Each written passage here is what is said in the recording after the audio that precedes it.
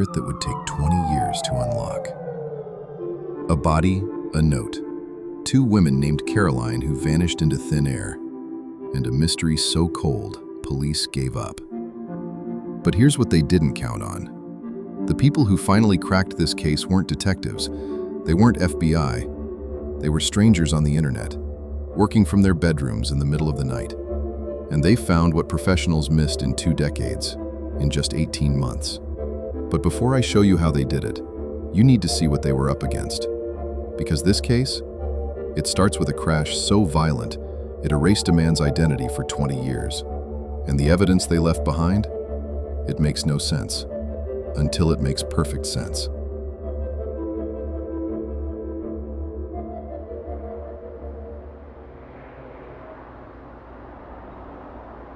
June 26, 1995, Emporia, Virginia, 1:30 p.m. A Volkswagen Vanagon doing 70 miles per hour suddenly leaves the road and obliterates 2 trees. The driver, Michael Hager, dies instantly, but in the passenger seat is a young man police cannot identify. He's wearing a red tie-dyed Grateful Dead t-shirt, black Fila running shoes, a beaded necklace, and in his pocket, investigators find 2 scalped Grateful Dead tickets dated June 24th and 25th, 1995. RFK Stadium, Washington, D.C. But that's not the strange part. Tucked in his pocket is a handwritten note. It reads, "Jason, sorry we had to go. See you around. Call me number 914-XXXX. Caroline T and Caroline O. Bye." No area code, no last names. Just 2 Carolines who knew his name and then disappeared forever. Police call him Grateful Doe because of the concert tickets. They check dental records, fingerprints, missing persons databases. Nothing. 221 people are ruled out. Still nothing. So they bury him in a pauper's grave, unmarked, unknown. And for 20 years, that's where the story ends. Or that's where it should have ended. But someone, somewhere, was about to find something that changed everything. And I mean everything. Her name is Layla Betts.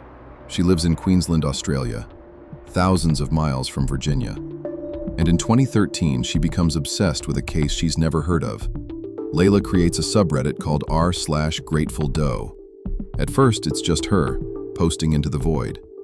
But then, something happens. Other people start finding her. People who can't sleep. People who need to know, who was Jason? And then, in 2014, Layla gets her hands on something that shouldn't exist. A facial reconstruction, created by the National Center for Missing and Exploited Children. A computer-generated image of what Grateful Doe might have looked like, alive. She posts it to Reddit at 2 a.m., and when she wakes up, her inbox has exploded.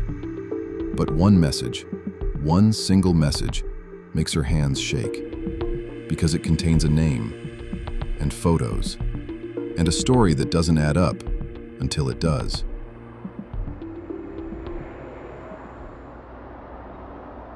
The email is from a man named Steve.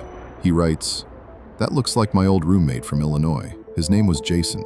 He disappeared in 1995 after following the Grateful Dead." Steve doesn't remember Jason's last name, but he has photos, old pictures from 1995. And when Layla opens them, she sees a young man with wavy blonde hair wearing Grateful Dead shirts, looking exactly like the reconstruction. The internet has found its first real lead in 19 years. But here's where it gets weird. Steve says Jason had a girlfriend, a serious girlfriend. But when investigators look into this, they find something that doesn't make sense. Jason's family, his own mother and sisters, never reported him missing for 20 years. Why would a mother not report her son missing? Why would sisters not look for their brother? The answer is darker than you think, and it explains why this case stayed cold for 2 decades. Jason's parents had divorced when he was young. He drifted, became estranged, started following the Grateful Dead tour in 1994 and just never came back. His mother told reporters she didn't know where to file a missing person report because he was living on the road. She thought he was just somewhere else, living a different life. But that's not the full story. In 1995, when Jason didn't come home, his family assumed he had chosen to stay away. They thought he was angry, or lost in the counterculture, or dead to them by choice. They never imagined he was actually dead. For 20 years, they thought he didn't want them. For 20 years, he was buried in a pauper's grave, wearing someone else's name. But now, the internet has found them, and the DNA test is coming.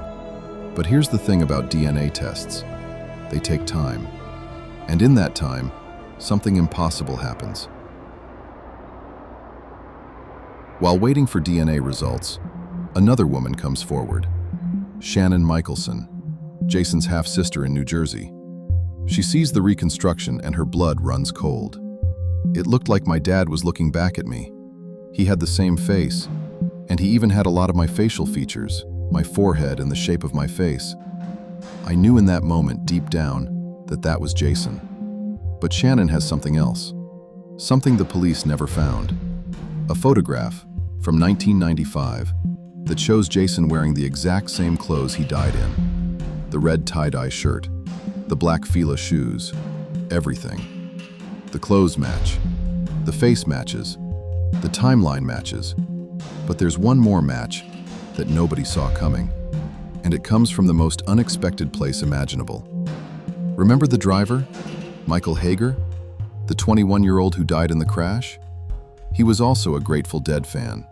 Police believe he picked Jason up as a hitchhiker between Fairfax and Gloucester, Virginia. Two strangers, same concert, same destination, connected by music, and then by death. If Michael hadn't picked Jason up, Jason might still be alive. Or he might have died somewhere else alone and never been found. And we would never know his name. The DNA results come back on December 9th, 2015. It's a match.